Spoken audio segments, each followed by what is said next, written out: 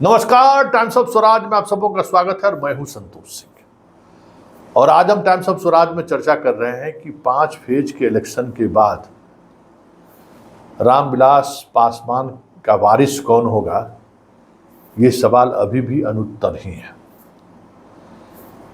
5 लोकसभाओं ने एनडीए गठबंधन की ओर से उन्हें दी गई, 4 में चुनाव हो चुका है और 6ठे चरण में 5वें सीट पर भी चुनाव संपन्न हो जाएगा। उसका प्रचार अभियान जोरों पर है। ये अलग बात है कि छपरा की घटना का असर अब वैशाली में भी देखने को मिलेगा। उस वजह से फिलहाल रामविलास पासवान चिराग के उम्मीदवार को थोड़ी राहत मिलती हुई दिख रही है, लेकिन सवाल ये नहीं है कि उनके कौन से उम्मीदवार जीत रहे हैं या खुद चुनाव जीत रहे हैं कि नहीं जीत रहे हैं। सवाल ये है वो जो राजनीति की है और जो चीज़ें ग्राउंड पर देखने को मिला, वो ये जताने के लिए काफ़ी है कि रामविलास पासवान के वारिस कौन होगा। इसको लेकर जो सवाल उठ रहे थे, वो सवाल आज भी मौजूद इसलिए है कि मसला जमुई का हो, मसला खगड़िया का हो, मसला समस्तीपुर का हो, मसला हाजीपुर का हो, चारों कॉन्स्टिट्यूएंसीज में एक खास चीज़ देखने को मिला कि जमीनी स्तर पर एलजेपी के पास कोई कार्यकर्ता नहीं है। बूथ स्तर की तो बात छोड़ दीजिए, प्रखंड स्तर पर कार्यकर्ता नहीं है। जमुई में वो खुद चुनाव लड़ते थे, लेकिन सारा मैनेजमेंट पारस देखते थे। ये साफ इस बार देखने को मिल गया। उनका पार्टी का कार्यकर्ता कौन है उन्हें खुद पता नहीं है। उन्हें ये नहीं पता था कि उनका पंचायत अध्यक्ष कौन है, प्रखंड अध्यक्ष कौन है, बूथ पर मेरा पोलिंग एजेंट कौन होगा। ये जमुई की स्थिति रही है और यही स्थिति जैसे जैसे आगे बढ़ा, खगड़िया में तो हद हो गया। खगड़िया में पूरा संगठन पासवान में पारस के पास था। हर गांव का में जो एलजेपी के कार्यकर्ता थे वो पारस से जुड़े हुए थे, जो रामविलास से जुड़े हुए थे। लेकिन कभी चिराग से उनका न मुलाकात हुआ था, न कोई बातचीत, न कोई रिश्ता, न कोई संपर्क हुआ। क्या खगड़िया में पार्टी की स्थिति सबसे बुरी हुई। बीजेपी पर उन्होंने भरोसा किया, बीजेपी उस भरोसे पर खरे नहीं उतरा, क्योंकि बीजेपी उस इलाके में चुनाव लड़ा ही नहीं है। जदयू मजबूती से चुनाव लड़ता रहा है, तो जदयू के अंदर चिराग को लेकर जो एक भाव पैदा हुआ है, उस वजह से उसके कार्यकर्ता अपने आप को कभी सहज महसूस नहीं किया और इस वजह से वहाँ सीपीएम पहली बार उस तरीके से चुनाव लड़ा और साधारण सा कार्यकर्ता सीपीएम का चुनाव लड़ा। और आज स्थिति यह है कि कितने हजार वोट से वहाँ पे एलजेपी चिराग के प्रत्याशी हारेंगे, इस पर चर्चा हो रही है।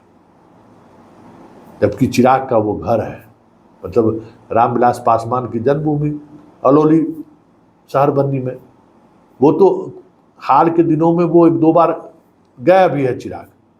लेकिन शहरबंदी में भी जो उनके पिताजी के दोस्त हैं, पिताजी के भाई, रिश्तेदार, नातेदार हैं, उनसे हम रिश्ता बना कर रखे, ये भी चिराग ने कभी सोचा नहीं।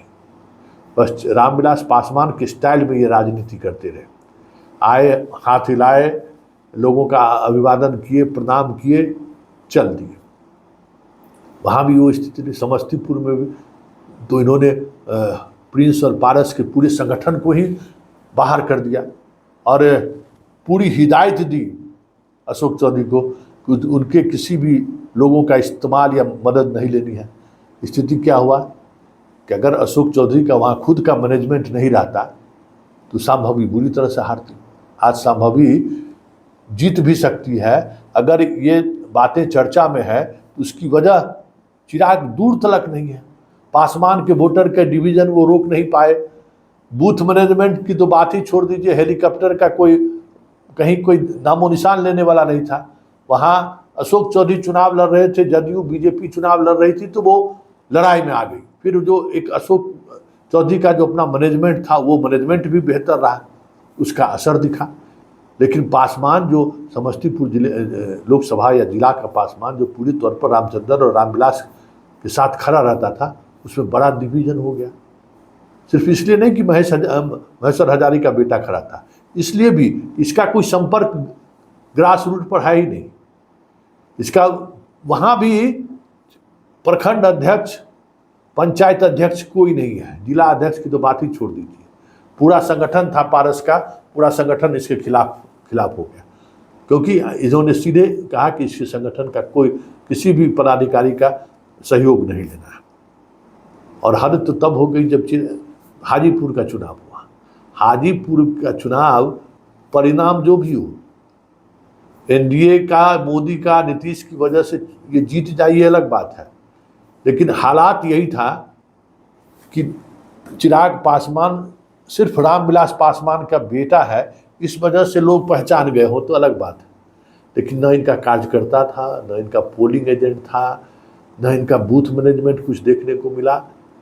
बीजेपी वाले पर पूरी तौर पर निर्भर रहे, जदयू वाले दूसरे तरीके से खड़े भी रहे, नहीं भी खड़ा रहा, लेकिन पूरी तौर पर उसका मैनेजमेंट हाजीपुर में फेल रहा, पूरी तौर पर।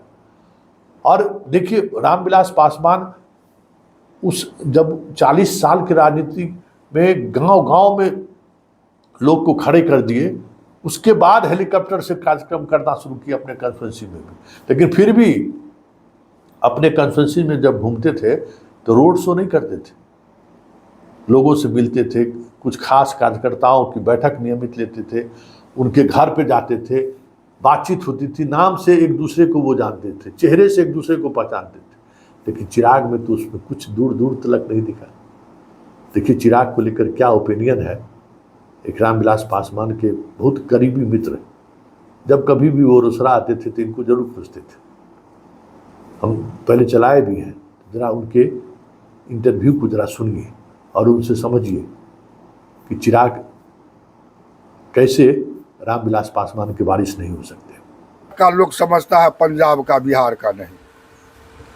नहीं, तो रामविलास जी का नहीं सर, वो पंजाब का है और पंजाब भाषा बोलता है, बिहारी को चाहता नहीं है। एक भी पीए नहीं रखे हैं बिहारी का, चल के देखा। अच्छा, गांव में ये भी पता है कि पीए उनका जो है सो पांडे जो है सो यूपी का रहने वाला है। हाँ, हम लोग गए हैं तो। अच्छा, हाँ हम लोग गए हैं। मतलब आप लोगों को उस तरीके से कुछ नहीं, रहने का भी नहीं कहा, पानी तक नहीं दिया, कुछ पूछता उसने। लेकिन रामविलास जी के यहाँ तो ये बात नहीं, तो वहाँ तो हर कोई, नारायण था, बहुत सारा लोग था। रामविलास जी को तो जब बिहार बोलता था तो तुरंत पानी देता था, बैठाता था। और उसमें शिवाजी नगर और खगड़िया या अलौली और शहरबन्नी को नाम लेता था तो उसको सीट देता था, बैठने को, खाने को, पीने को पैसा देता था, कटा के जाओ।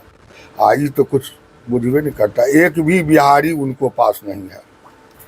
ये आपको कैसे अनुभव हुआ? वो हम गए हैं वहाँ बिहार, दिल्ली। आप तो बहुत बड़ी बात कह रहे हैं। हाँ, हम बड़ी बात गए हैं तब न कहते हैं। भाई ये तो है कि भाई उनका साथ रहने वाला यूपी का पंडित जी है, बिहार का नहीं है। सर बिहार का एक भी नौकर नहीं है जो अथी साफ करता है, गेटमैन से नहीं है, अथी वाला नहीं है, भंसा वाला नहीं है, सब दूसरे। लेकिन रामविलास जी के यहाँ तो सब बिहारी था। अगर पंजाबी उनको रीना पास मानता तो घर में था, लेकिन सब नौकर चाकर पीए जितना था बिहारी था।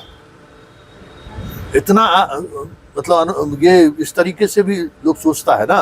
हाँ, सोचता नहीं है। हम 6 महीना रह करके देखे हैं रामविलास जी का टाइम में, इस टाइम में,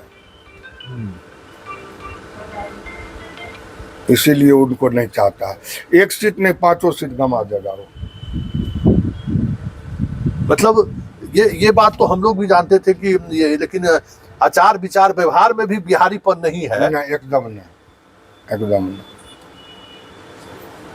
बहुत बड़ी बात कह रहे हैं। हाँ जी, सही बिहार का नहीं है, न बिहार का लोग चाहता है।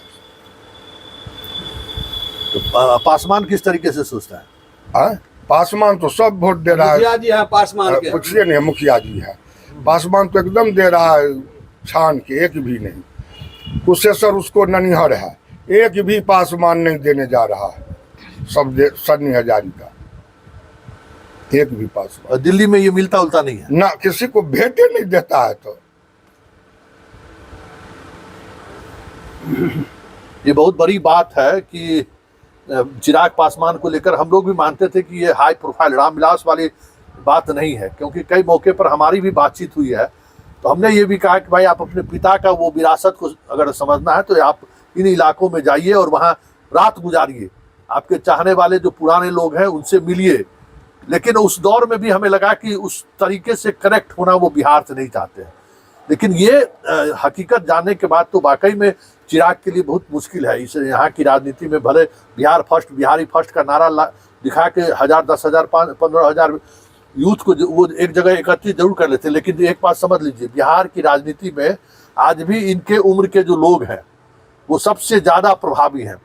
जो एक बात समझ लीजिए, कितना यूथ कुछ भी बोल ले, लेकिन गांव की राजनीति को ये ऐसे ही लोग कंट्रोल करते हैं। जो अभी बोल रहे हैं कि भाई चिराग पासवान को लेकर इस तरीके से गांव में सोचा, जो वहां जाते हैं वहां बताइए कि एक भी बिहार का रहने वाला स्टाफ भी उसके पास नहीं है। जबकि रामविलास पासवान जिस समय में रेल मंत्री थे, उस दौर में हम दिल्ली यूनिवर्सिटी के स्टूडेंट थे, देखो नारायण दर्जनों स्टाफ खगड़िया, समस्तीपुर, रोसड़ा, आसपास के इलाके के लोग रहते, जाते ही आपको पहचानने वाला, बोली विचार से भी आपको लगता है कि अपनत्व वाली जगह है। यहाँ तो कह रहे हैं कि कोई वहाँ है ही नहीं, अपने भाषा में बातचीत करने वाला तब तो आदमी एक भी नहीं। माली जो था वो भी था यूपीए का, माली डिपार्टमेंट। एक एमपी का 5 नौकर होता है, 5 में 5 दूसरा स्टेट का। आप इतना ध्यान दिए जी। तो रामविलास पासवान जी के समय में भी आप जाते थे? हाँ बराबर। हाँ, और यहाँ मतलब इतना बड़ा फर्क है। 20,000 आदमी था समस्तीपुर में। सबसे पहले कहा जो शिवाजी नगर का बच्चे लाल यादव उर्फ खलीफा कहाँ है, चले आइए। हम लोग को बहुत मानता था, हम लोग भी बहुत मानते थे। रामविलास जी का चिन्ह पाचिन्ह बहुत था। शिवाजी नगर का आदमी हो, जिसको चिंता था उसको दिल्ली में भी चिन्हने का काम करता था। आज कहीं कुछ नहीं।